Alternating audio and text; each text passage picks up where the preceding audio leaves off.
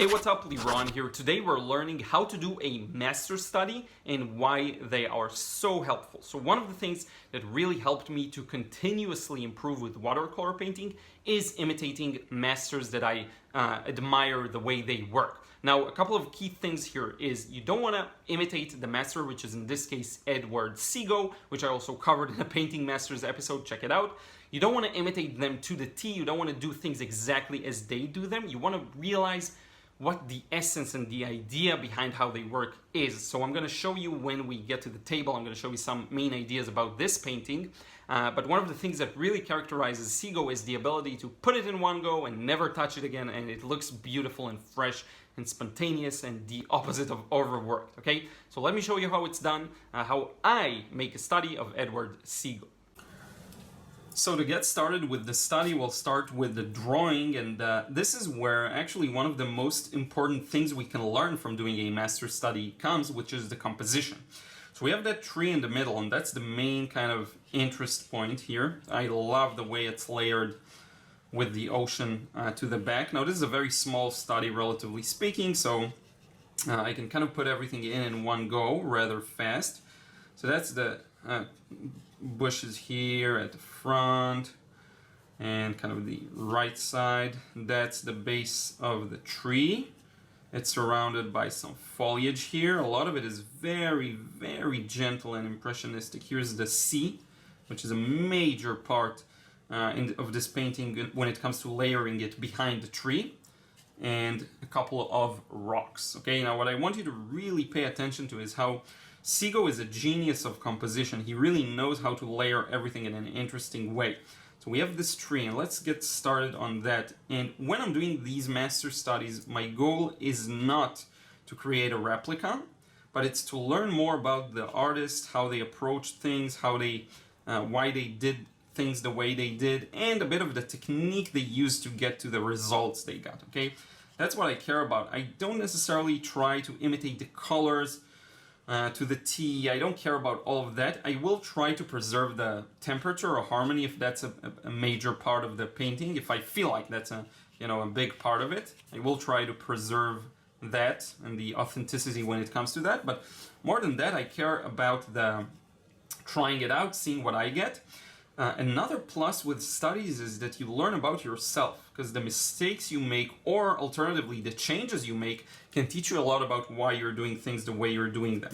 Okay, why did you decide to make this, or not decide, accidentally made this too dark? Why is half the painting too dark? Is that something you tend to do on a regular basis? Maybe it is, so that kind of gives you an idea of some of the benefits of master studies. Let's get these foliage a little smaller. Now here we have this kind of a road coming towards us. This feels like hugely a plein air kind of thing because of the way he painted it. Now let me add a bit of an angle here using my trusty tape, basically. And we're gonna start painting this. So let's get started with the sky wash, and we have a beautiful mix of warm and cool already in the sky. So a part of it, I think, is just kind of a French ultramarine or cobalt blue, something like that. So I'm going to add a bit of phthalo and ultramarine here to the mix. Just create a bit of a mixture here. Now here it's a bit warmer, so let's add a bunch of this yellow. That's actually an Indian or cadmium yellow. It's quite opaque, but that's fine. It's going to work out. A bit of blue to mute it. A little red here to mute it as well. Very natural and gentle colors, generally speaking. Now, I don't pre-wet the paper. I'm just going to work with the side of the brush here. I need it a little bluer, so let's do that kind of thing. And if there are some spontaneous gaps in the sky, I leave them be. I let them become a part of the painting. A bit more blue. Now, as we get to this area, it starts to warm even more, so let's get this kind of a mix. I'm letting the mixes touch in some areas, but stay more independent in others. A bit more water here to kind of darken it up. The sky's fairly light, and I hope this will dry as light as I want it to be. Now what I think he did at this stage is kind of get to this point and then get to the water level, and then I think he stopped, used a bit more of a pure paint, put in the water in a way that may touch some areas of the sky and may not. So let's do that. So here's a bit of water here, a bit of water there, a bit of water here. He did leave a couple of dry brush sprinkles. Let's try and get that effect. I'm gonna lift back, okay? That's my mistake. So I'm just gonna try and lift back some of the paint. We'll try not to get into the overwork zone, but if we don't get the sparkle right, that's fine as well. So maybe this will help. Later on, we can edit with a white pen, like as a last resort. I don't want to overwork it, so I'm gonna stop now. I'm gonna add a bit of blue under these rocks because I think he planned for it. And by the way, I got the sparkles right here. And now I'm gonna work on the bottom part. So the bottom part is mostly kind of a yellow and some other muted color. So let's do that. Let's add a bit of yellow.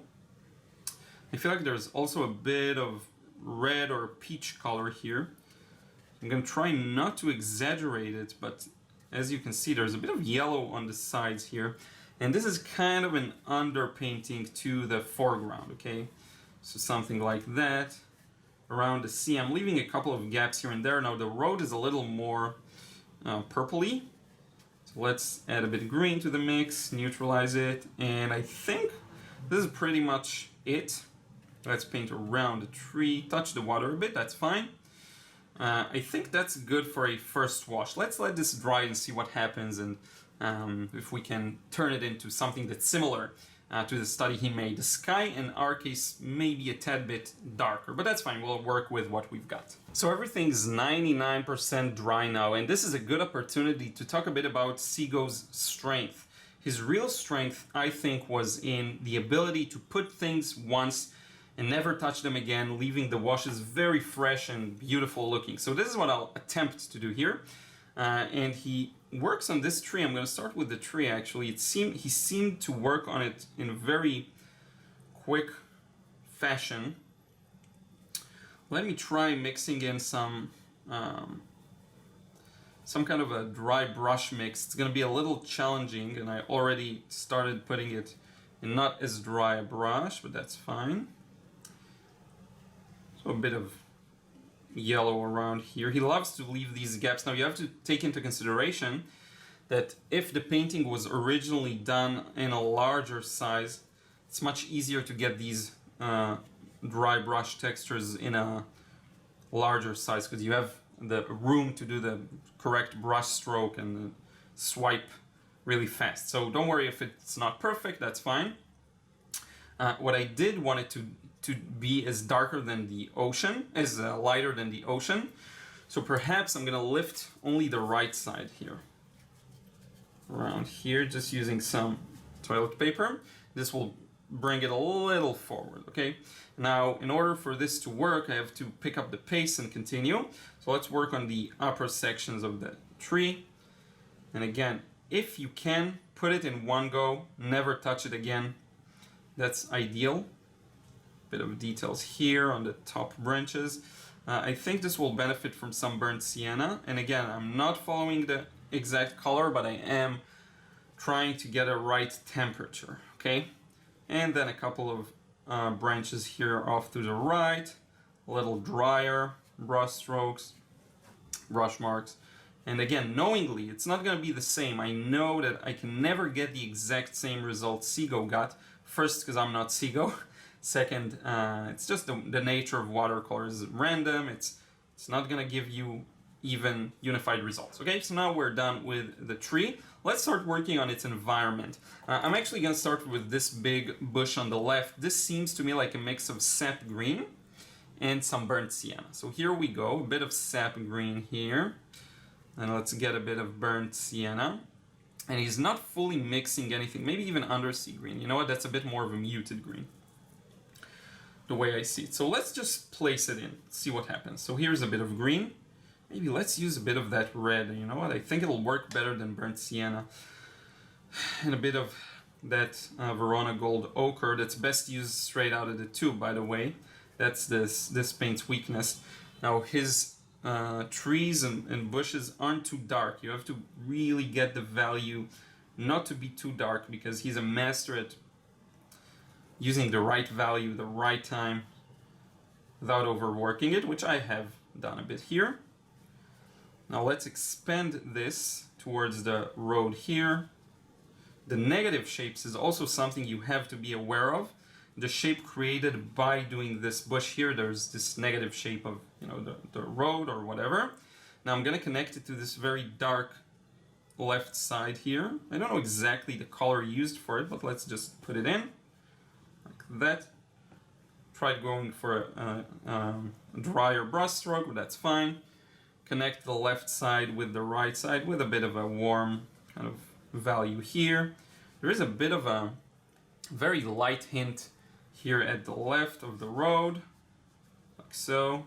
The road's actually quite purpley. Let's use a bit of Carbazole Violet and a bit of Quinacridone Rose just to get some hints of it, of the right color. But this is really, I don't know, a lot of his work seems like he was really winging it in a good way, meaning working with the impression he sees.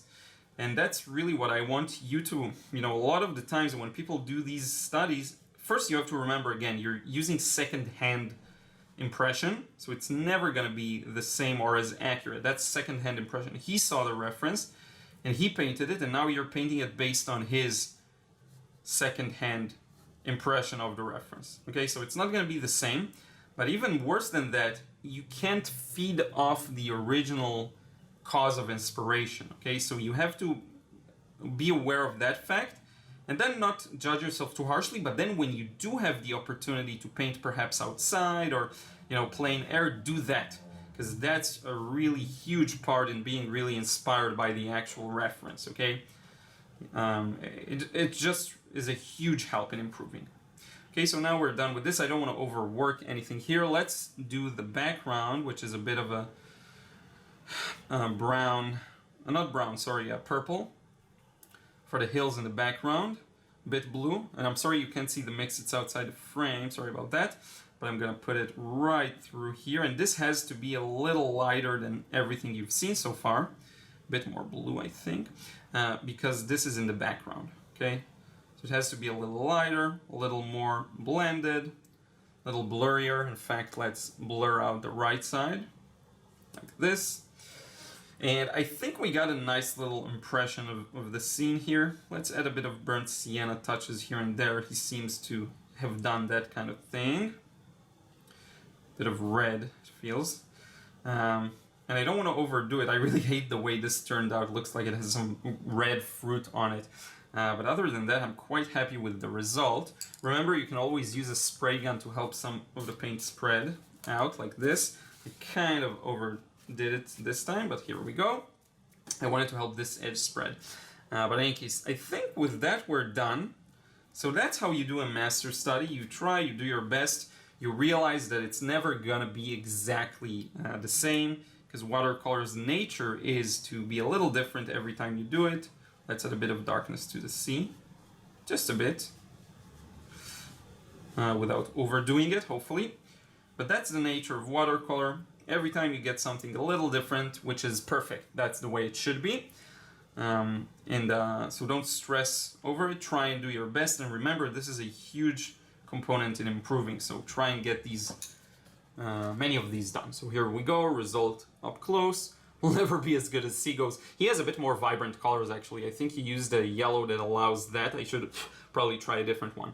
In any case, now let's wrap it up. So I hope you enjoyed this one and seeing the process. And again, remember, to me at least, personally, it's more important to go with the temperature and the composition and the basics, as opposed to matching the exact color or getting the exact same result, okay? Because you won't. Watercolor is so random in so many aspects of it.